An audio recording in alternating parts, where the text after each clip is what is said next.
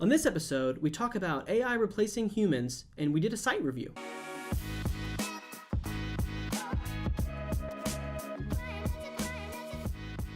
Hey everybody, welcome to episode 56 of the AskEngine show. We are excited to jump on, and we've got two really quick questions for you today. We're kind of running and gunning in the office, so we're going to jump in, provide y'all some value, and then get back to work. Yeah, question number one from r/entrepreneur is, what are your thoughts on automation of business products and services anchored to technology and the internet? I love it. I love business automation. I love marketing automation. I think it's a great way to handle the massive data that your store collects every day, and then to leverage it and use it to advance your sales, to make your business better. I just think it's really good. There's a lot of people that are afraid of it. There's a lot of people that are scared, that are put off by it. Yeah. But I wholeheartedly embrace automation. Yeah, and at the end of this question, the reason I liked it is he was talking about AI will eventually act as directors of companies, and all aspects of business could be automated with little to no human involvement. So yes and no. We are actively building a automated chief revenue officer baked into our platform. But it's only as good, number one, is the human behind it, and I don't know why, just magical. And then number two, you've got to understand that at the end of the day, no matter what you're doing, it's a connection between human to human. Yep. AI should be able to get you to third base, second base. It should be able to help you expedite the conversation to where you can get to what matters most. Humans will never be replaced by robots in areas that matter.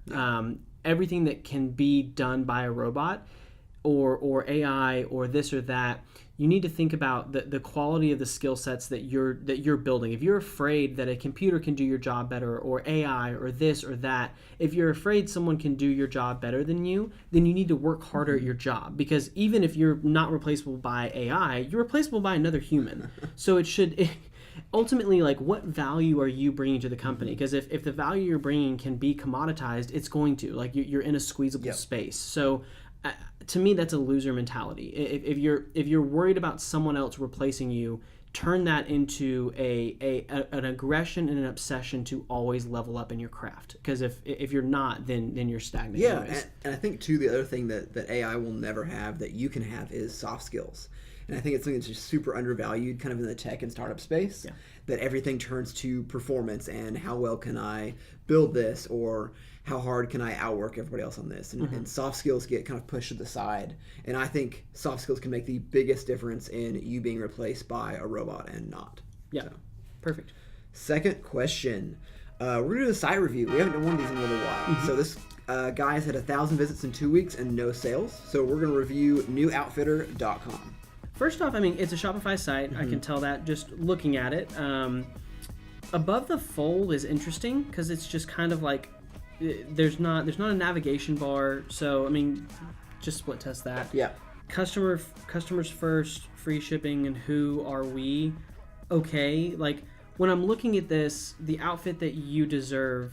Like, I like that headline, but I would like to understand.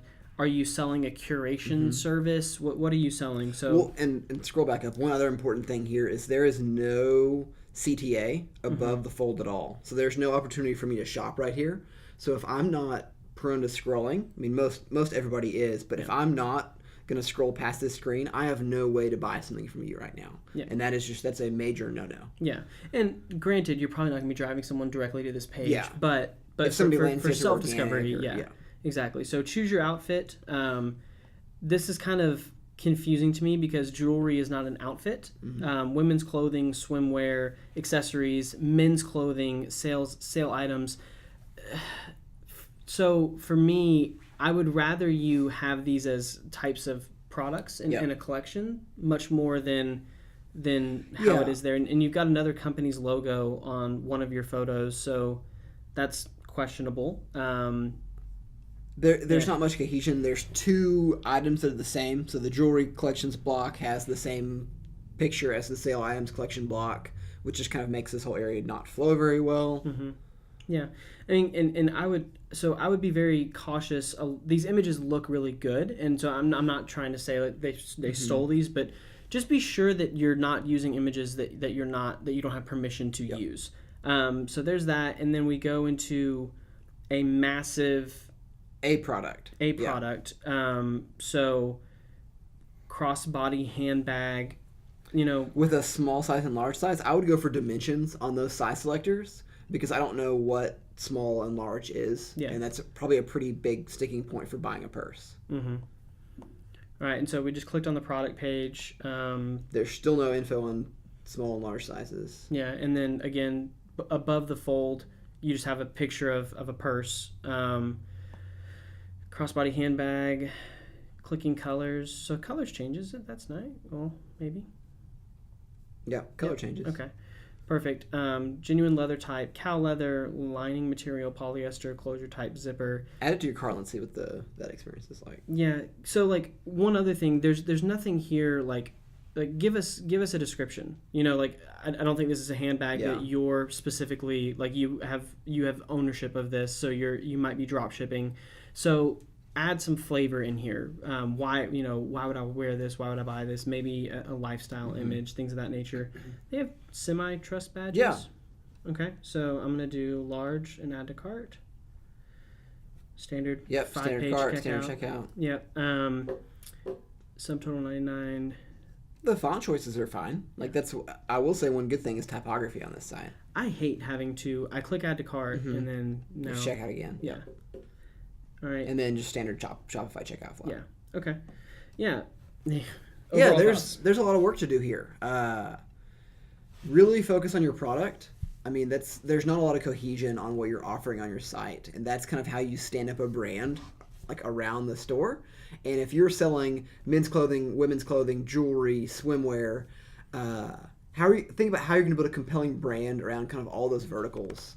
Maybe start to slim your product offerings down to just handbags or just women's clothing and start curating outfits or experiences and that sort of thing. Really focus in and hone down that product offering. There's too much on it right now. Yeah, I agree. I think that, a lot of people, you need to start narrow. So like if you're thinking about like Nike didn't start selling everything to everyone. They started selling one thing to a very core select group of people.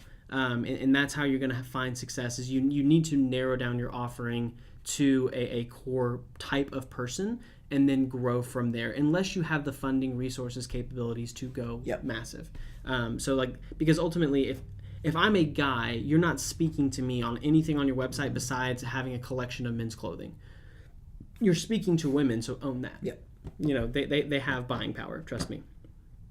Cool. Question of the day. You got one? I would like to know like what jobs that you think are most at risk to be wiped out by automation and AI. Ooh, good question. Very cool. Thank y'all for watching, and we will talk to you tomorrow.